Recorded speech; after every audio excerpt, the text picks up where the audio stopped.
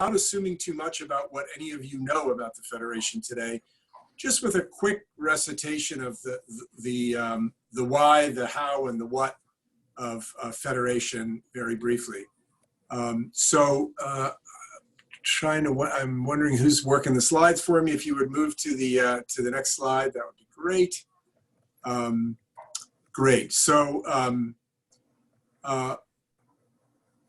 Great. So up there, we've listed our vision, our belief, our mission, our values. I think what's really important to know is that at its core, the Federation believes in this dynamic Bay Area Jewish community, or communities, as we say, because there are so many of them. We're in a place right now where there are enormous challenges to that community and the communal ecosystem that has enabled us all to thrive. And so with that in mind, we are leaning heavily into the realm of I think you can see the slide is being switched up there. We're leaning heavily into the realm of ensuring that dynamic and thriving Jewish community. So I think I can control these now. Let's see if I can do that. No. There. So that's a little bit about the why. Now the how of what we do. At its core, we do many things, but at its core, we build relationships, we build networks, we build knowledge. So build relationships, I think it's pretty obvious to you. We build relationships with donors, with community organizations, with partners and stakeholders actually all around the world in ensuring that thriving and dynamic Jewish community. When it comes to building networks, it's a matter of bringing then those relationships we've developed and leveraging them into networks that become really powerful in bringing people together to facilitate collaboration. And that can look like anything like a foundation, a round table around which all the foundations in this community sit, to camp leaders, to day school leaders, and onward. And then finally, this last slide, which is being shown right now, speaks to the what. And this what is a definition coming out of our recent strategic planning process, where we really have three focal areas. The first is more and better Jewish philanthropy. We are the organization in principle that brought many of today's philanthropists to the fore and to do the work that we do. And we need to double down on that. And as we move into the next generation, become more successful across the many realms of philanthropy that we operate. The second is engagement. 2 months ago, we lived in a completely different world. And our core focus was ensuring that the many Jews in this community who are not engaged with these opportunities in the Jewish community and may wish to, needed to have those opportunities. So that was the focus we were headed toward and have very much been ramping to. And of course, with these latest events in the pandemic, we're leaning hard into the third area, which is really about the resilience of this community and how we define that by ensuring security, addressing emergencies, ensuring leadership development, and the like. So in this conversation, while we're not abandoning that strategic framework, we're very much living in this axis, and you're going to hear much more about it, of more and better Jewish philanthropy to ensure the resilience of this community, and a day when we can then deepen our investment in Jewish engagement. With that, and with thanks, I'm going to turn over to Roxane Cohen, who, as she did in our response to the emergency with the wildfires, is coordinating our response here on many levels and has provided tremendous energy and commitment and thought leadership. So with that, I turn to Roxane Cohen, and again, thank you all for joining. Thank you so much, Danny, and to everybody on this call, our whole Federation staff team, our lay leadership, and everyone in our community who works for, is involved with our partner organizations. I think we can agree that these are really truly unprecedented times. Certainly nothing that I've seen in my lifetime. And we're learning as we go. The situation is rapidly changing. Even what we know today is going to be different tomorrow. So what we wanted to share with you is some of what we have been hearing to date. The Federation set out to pretty early on to do a full assessment and understand what the experience is for our community organizations related to the COVID crisis. Some caused by the shelter in place, others caused by the need to increase support and service to those who are the most vulnerable in our community. So our survey, which was closed on information collected through March 24th, gave us a baseline. We continue to learn more as each day goes by. We understand that the most pressing concern is significant revenue loss faced by organizations across the board, a really a deep impact on those organizations that are most highly dependent on earned income. For our JCCs, for example, up to 90% of their revenue comes from dues, program fees, tuitions. In addition, organizations all across the board are facing, already experiencing fundraising impact, particularly small organizations that hinge annual fundraising around a major event. In the springtime, events have had to be canceled or postponed. And there's certainly concern about how economic downturn might impact fundraising over the long term. Trying to control the screen here. Carrie, I don't think, there we go. So why is revenue loss such a pressing concern? For all organizations, there's a concern about how to pivot what they offer, their programs and services to respond to this environment. Again, we've seen a tremendous amount of creativity throughout our Jewish communal landscape, from synagogues to Jewish preschools to Jewish day schools, offering creative and meaningful engagement opportunities, keeping people connected during these uncertain times, and continuing to build that sense of connection and belonging, while at the same time looking at how they might need to pull back and focus on what are the most necessary and critical staff to maintain during this time, how to cover operating expenses and maintain facility operations, as well as to financial planning, sophisticated planning and modeling to be able to reopen with strength when the time comes. Organizations really understand that when the time comes to open their doors, it will be a path. There will be a ramp up to coming back to full ability to bring in revenue in the ways that they had before. We know that there are technology needs and infrastructure challenges that organizations are facing, as well as the increased need and demand for service.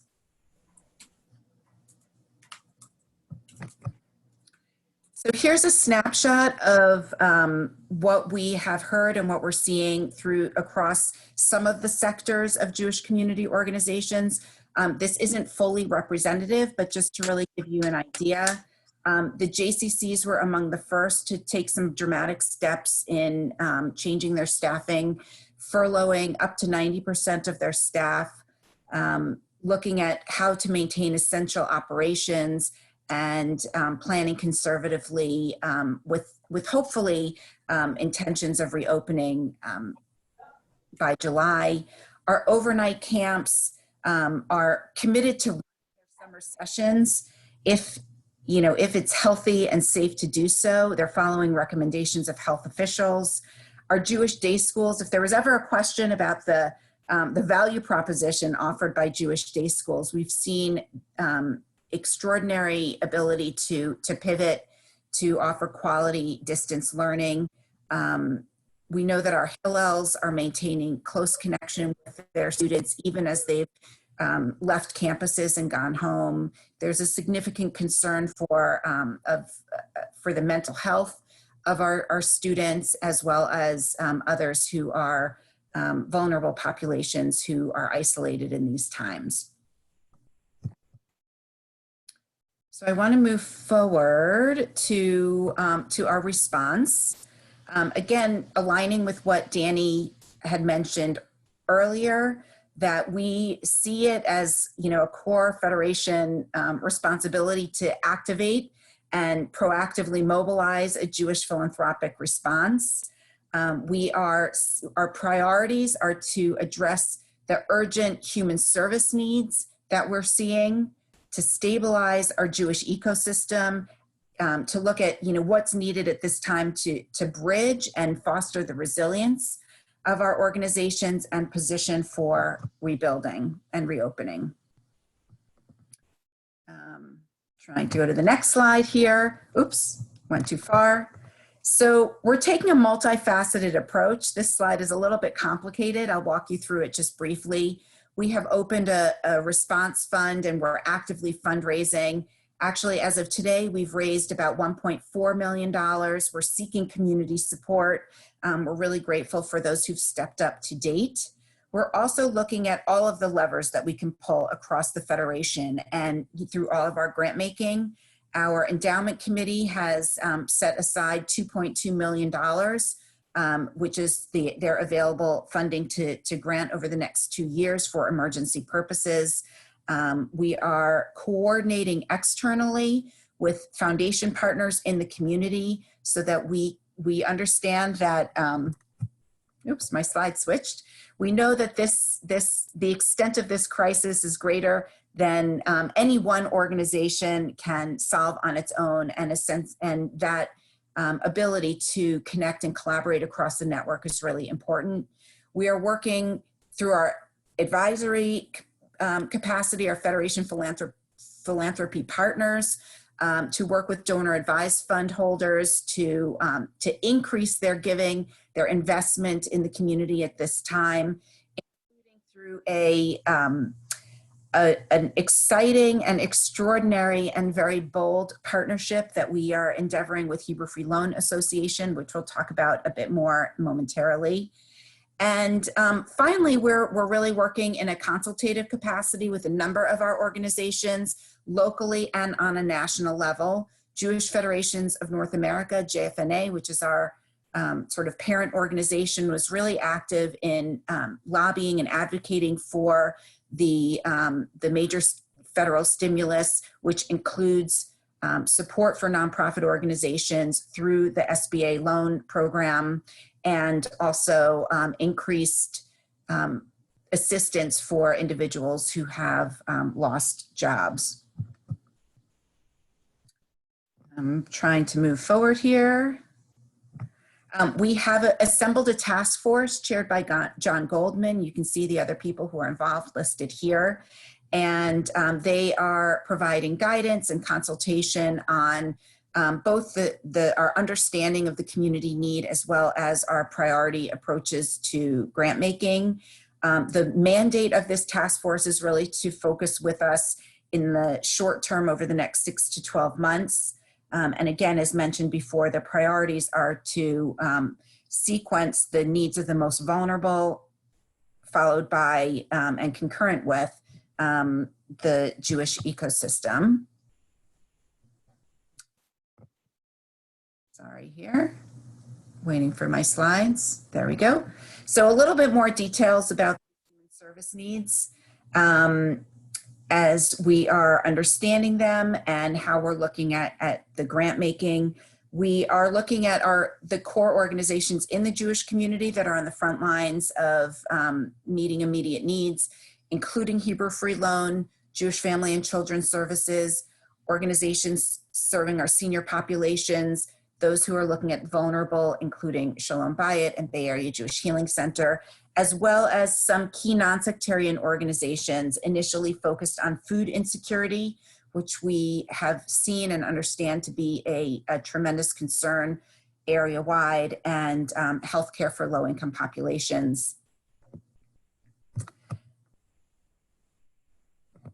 Within the Jewish ecosystem, we're again understanding the short-term financial impact and looking at grants that will help mitigate that on Jewish organizations during this significant time of business disruption. We know that their key needs continue to be essential operations and infrastructure, continuing mission-centric programs in a virtual environment, quality distance learning, and even for those organizations that have moved to furlough employees, being able to continue health benefits at this time.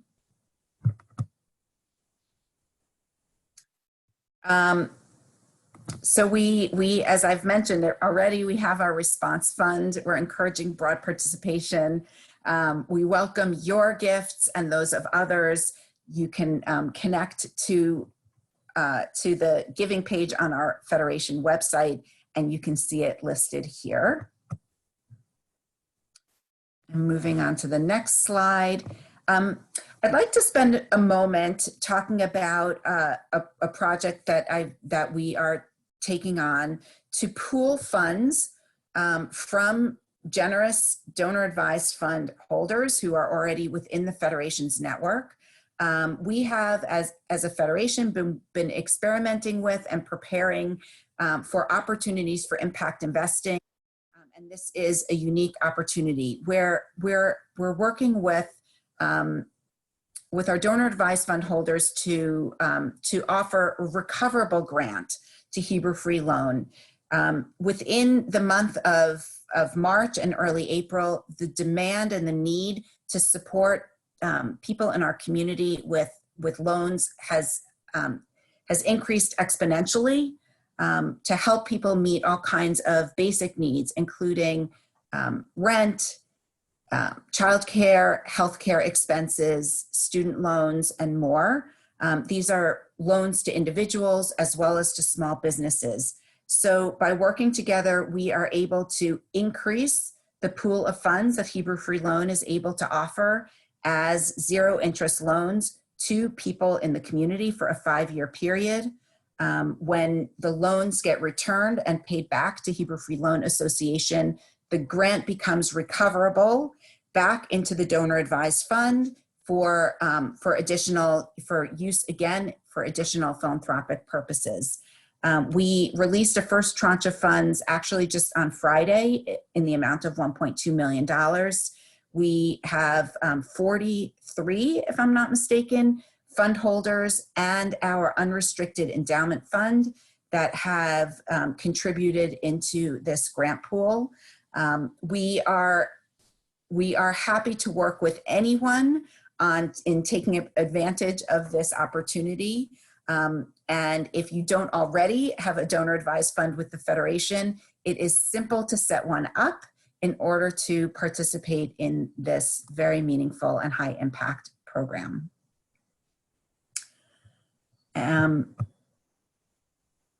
Moving to the next slide. I seem to be stuck.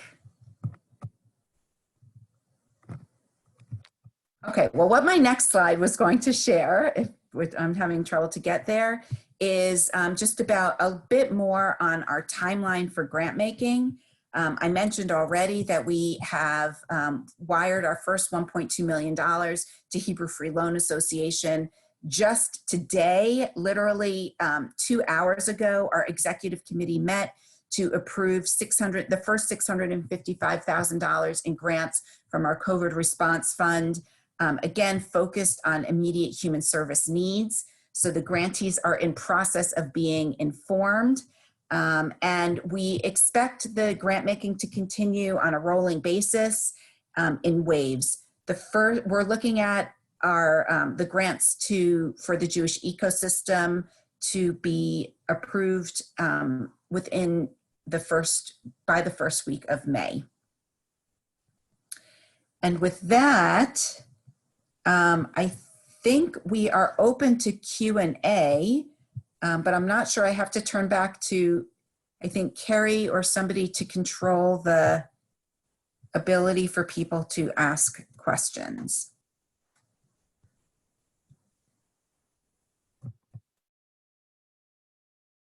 Carrie? Hi, everyone. So there should be at the bottom of your screen, there should be a button that says participants, and there should be the ability to for there to be a hand raising feature. We unfortunately had to disable the chat feature for this. So if you are able to use the hand raising feature at the bottom of the screen, you can do so now. I'm actually not seeing it. Do we think it's I'm there? not seeing it either. So what I'm going to do, I think the best thing to do is, Roxane, do you see a yes and a no button at the bottom of your screen? I do not. Maybe if you stop sharing the screen. Let me try that. There we go.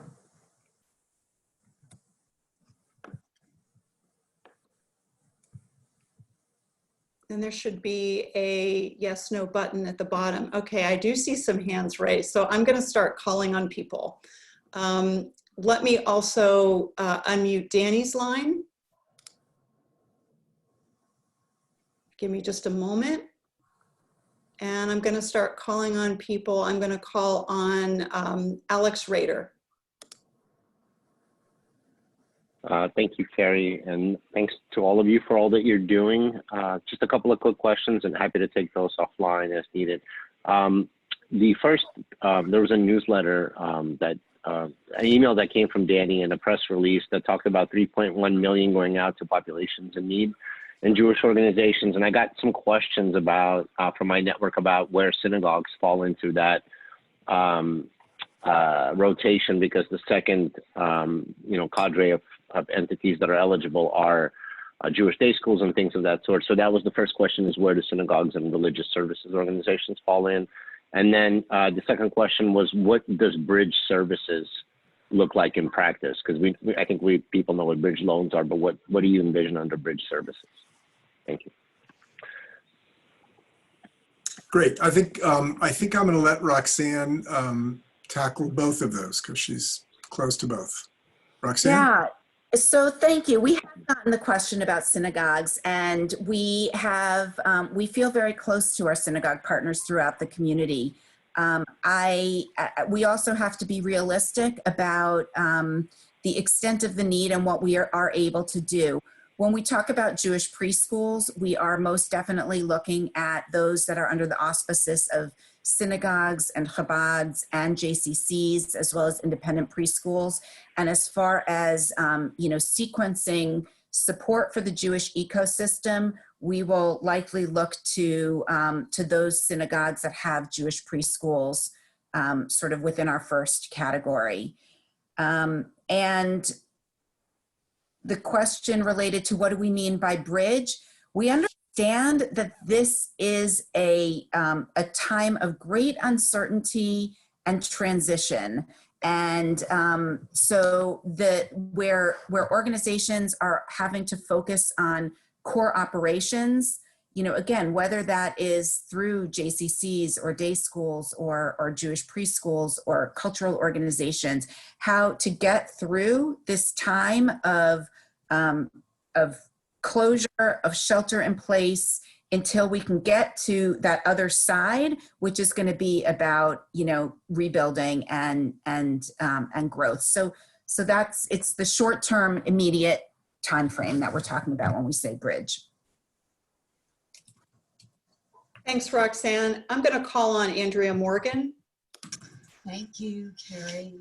Hi, everyone. Thank you, Danny and Roxane. That was a great summary of a lot of information.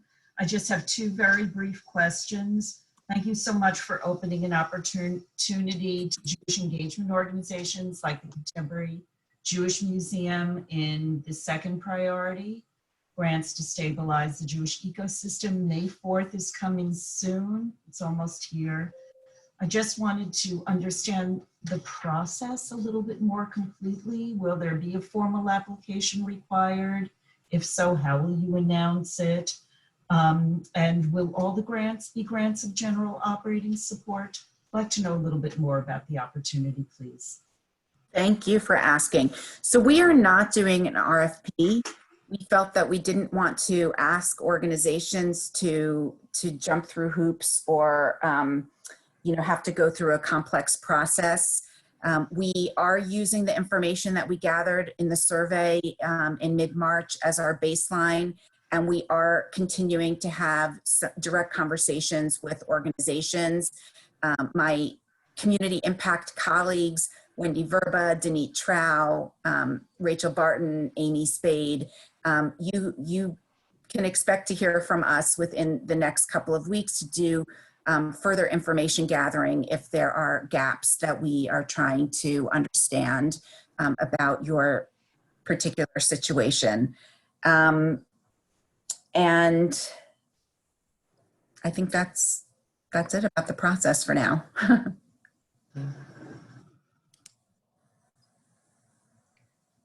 I'm going to call on, I apologize if I get this wrong. Is it Jelena Mays?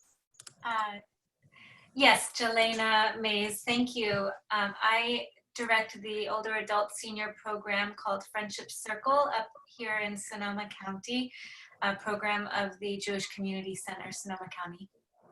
And I had a very similar question to Andrea because I work specifically with seniors, and many of whom are extremely frail.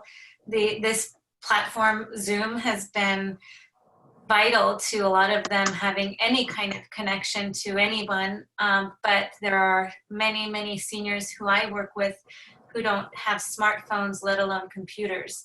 So we have a quite robust phone tree that we're using regularly, and we're doing what we can. But my question was specifically how to apply for grant funding support for these very frail and isolated seniors.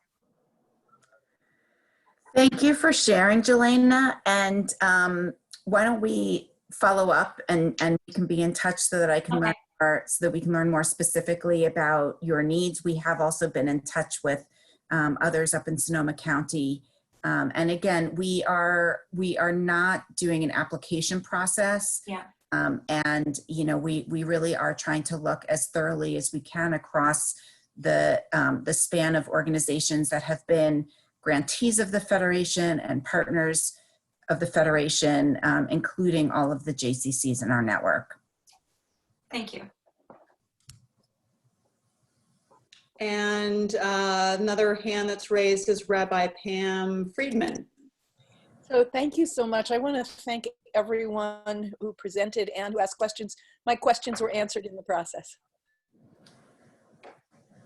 Great. And Rabbi Pam, I know that you are doing phenomenal work as well to keep that connection among all of the congregations through the rabbis throughout Northern California. And I really commend you for the support network that you've created for our clergy, terrific information sharing. Again, it's an example of us all being in this together.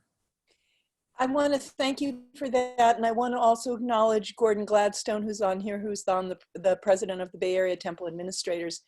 And I do want to say to everyone who is in this Zoom room together, if you have anything that you want the Board of Rabbis to be aware of, please find us on our website, or please be in touch with Roxane at Federation to make sure that we have the information to circulate. Thank you. John Obermeyer. I guess I need to unmute. Oh, I'm unmuted. Thank you. John Obermeyer with Project Open Hand. Thank you very much for inviting me and including me. From what I'm hearing, then we should just keep on doing what we're doing since there is no application process, right? Just keep on trucking along, right? Is that correct? Keep on trucking along. Very good. Thank you. I appreciate, and John with Project Open Hand, we talk a lot about our Jewish ecosystem, and we have a very strong network of Jewish organizations, but I think it's important to recognize the non-sectarian organizations that partner closely with our Jewish organizations, that our donor advised fund holders support on an annual basis. And we really respect and appreciate the relationship that we have with you. So thank you for joining us here on this call too. Thank you very much. Just to give you a quick, we're planning to actually double our 10,000 meal a week capacity right now. That's what we're planning on. That's it. Thank you. Sure. I want to make sure Karen Levine's got one of the icons marked, so I just want to check in with her and see if she has a question. Oh, hi, thanks so much. I really want to know, could we get a copy of the presentation Will we all be receiving that? Okay, thanks for all the great Yes. work you're doing. You're welcome. Laura Reeder. Hi, Laura from Moisha House. I'm just curious, since the first round of distributions or grantees will be coming in May, I assume that's not all the funds. So do you have any information about organizations that might have a better sense of their need later in the year and how we should think about sharing that information or approaching requests for support kind of later in the year? I'd love to take that, Roxane, if Sure. I could, and please augment with whatever you want. So I really appreciate these questions, and more than that, I appreciate all of you who are asking them, because we know the work you're doing day to day and really appreciate it. We have always conceived of this as addressing immediate issues first, to care for the most vulnerable in the community, address those needs, to stabilize our ecosystem so we're not losing organizations in these coming months.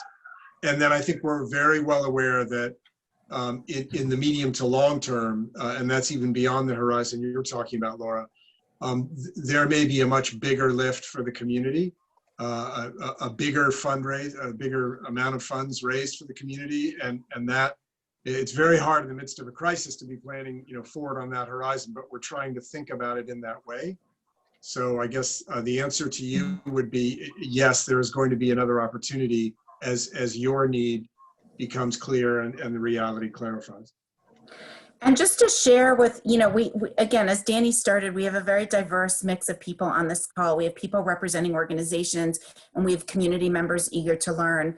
So, we have heard from Moisha House the concerns that they have of their young adult residents who live in their homes literally around the world, who might be facing job loss right now and inability to pay rent, and concerns about their own safety and security. And we really commend Moisha House for looking at how they can, as a nonprofit organization, supplement rents for these young people, keep stability. This is our Jewish future of future lay leaders, future volunteers, future professionals in Jewish spaces.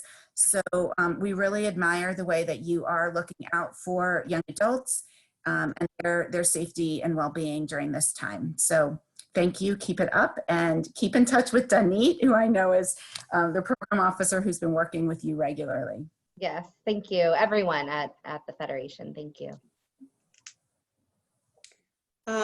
Deborah Ahrens.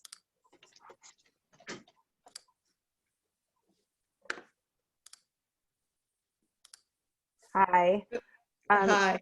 As we hear about the needs of other communities, for example, hearing about Project Open Heart, is there a resource page that's being created where if there are, for example, teens or young people who are healthy who want to help or who want to do other things, that we could access those resources?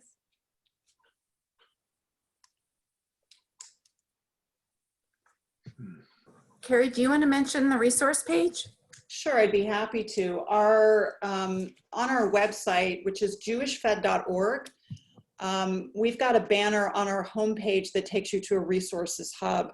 And there's a list of tabs there. In particular, there's one for community resources as well as how you can help, that lists a variety of opportunities and ways to give, and those include volunteer opportunities as well. If there's something that's on there that isn't listed that we should be considering as a volunteer opportunity, you can send that to info@sfjcf.org and we'll take a look at it. I wanted to mention one other thing that many of you have probably been hearing about in the news, and again, I sort of passed over it in the presentation. The federal stimulus package that is offering the PPE, the Payroll Protection Plan loans. Many of the organizations in our network have applied already. We've been in communication with them and offering webinars and trying to help link organizations with potential lenders through the last week. But if you are involved with an organization that has not yet applied or doesn't understand how this might be relevant to you, please do reach out to us, because we would love to help you navigate that process if we can.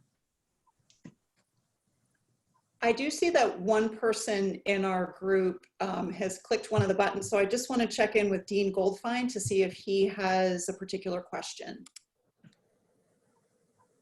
No, I don't have any question. I was just from teaching, I've learned to find the raise the hand of the participants. So I was clicking great. when you're asking. Wanted to Thanks, check Em. in. Thanks. So I don't see any more questions at this time.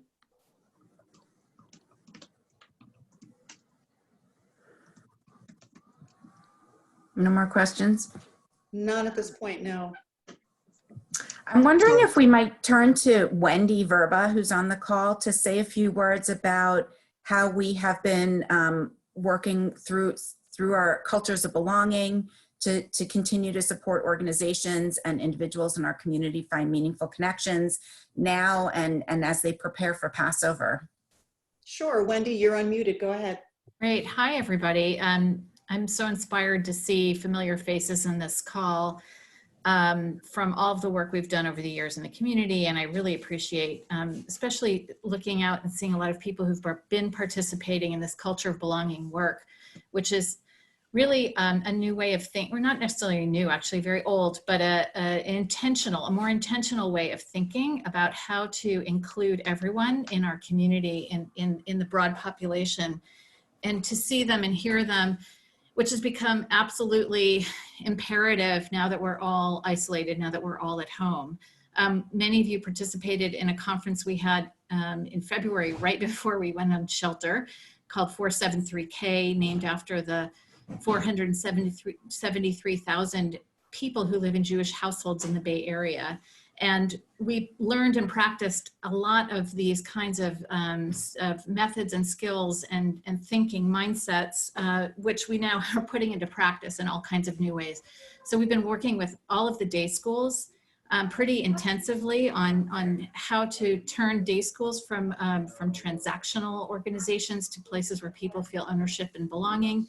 And we've continued that work with the day schools in this Zoom world.